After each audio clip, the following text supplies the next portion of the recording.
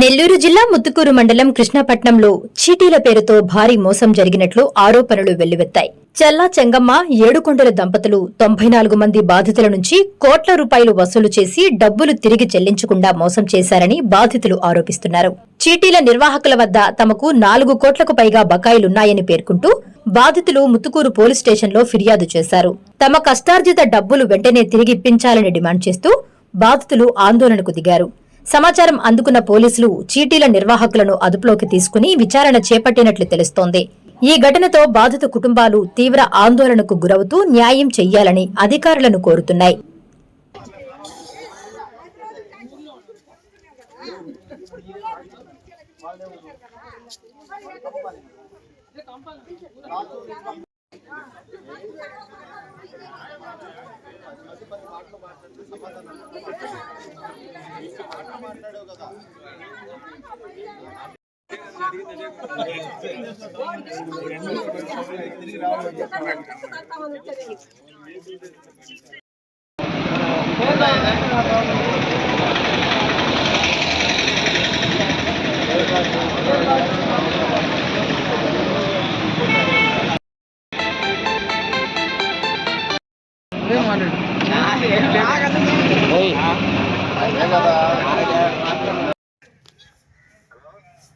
మాట్లాడి చెప్పేసి వెళ్తాను.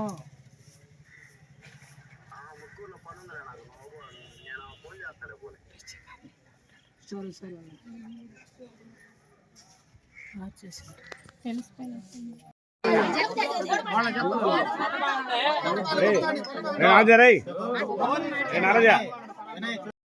సరే డబ్బులు